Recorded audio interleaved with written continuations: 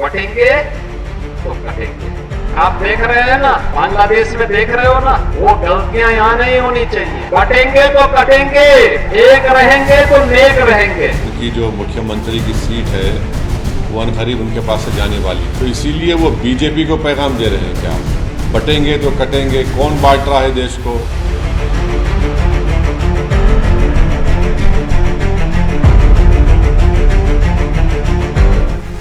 विपक्ष के जातीय कार्ड के दांव के जवाब में सीएम योगी आदित्यनाथ का ये वो हिंदुत्व कार्ड है जिसकी गूंज लखनऊ से दिल्ली तक सुनाई दे रही है। सियासत में ये खलबली मचा रही है। ऐसा पहली बार नहीं है।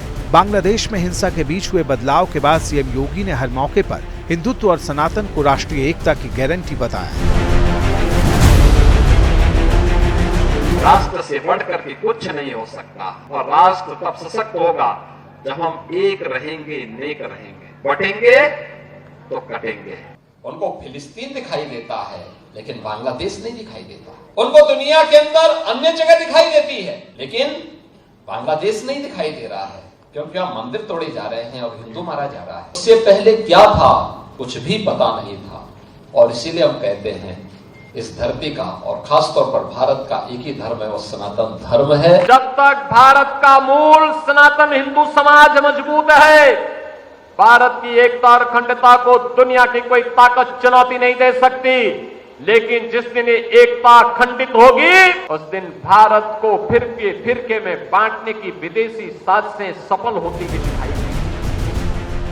मुख्यमंत्री योगी आदित्यनाथ चाहे अयोध्या में रहे हों या आगरा में, चाहे बरसाना में हों या फिर मथुरा में, हर जगह हर भाषण में इन दिनों सनातन, हिंदुत्व, हिंदू और राष्ट्रीय एकता के लिए हिंदू समाज के मजबूत होने की अपील उनके भाषण का हिस्सा है।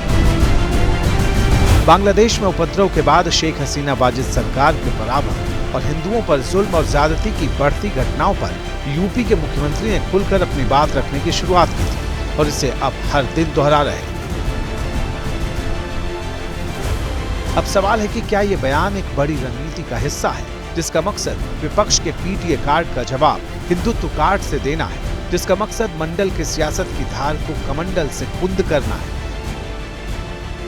याद करना 1947 के पहले बांग्लादेश भी भारत का हिस्सा था। हमें ये नहीं भूलना चाहिए। सबको वर्तमान की चुनौतियों को देखना पड़ेगा। भले सीएम योगी आदित्यनाथ बात 1947 के पहले से शुरू कर रहे हों, लेकिन इसका एक छोर 2027 के यूपी विधानसभा चुनाव से भी जोड़कर देखा जा रहा है, क्योंकि 2024 के आम चुनाव में बीजेपी को सबसे बड़ा झटका यूपी में ही लगा, जहां विपक्ष का पीटीए कार्ड बीजेपी की रणनीति पर बीज साबित हुआ।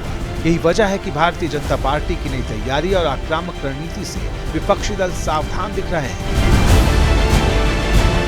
बांटने की जो राजनीति है उसको काफी अप्लाई कर चुके हैं, पिछले 10 साल से यही काम कर रहे हैं, और उसका भारी नुकसान उनको उठाना पड़ा। 240 पे आ गए। अभी तक उनको इस बात का होश नहीं आया है कि इसके नताइज क्या होंगे। तो विपक्ष को नहीं घेर रहे हैं, अब अपनी सरकार को घेर रहे हैं, और किसको घेर रहे हैं ये सब जानता है कि बीजेपी में आपका कंपटीशन कहाँ चल रहा है।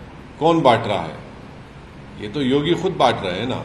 आप बुलडोजर के नाम पर घर तोड़ते हैं मुसलमानों के, और फिर उसके बाद देश की अखंडता की आप बात कैसे कर सकते हैं?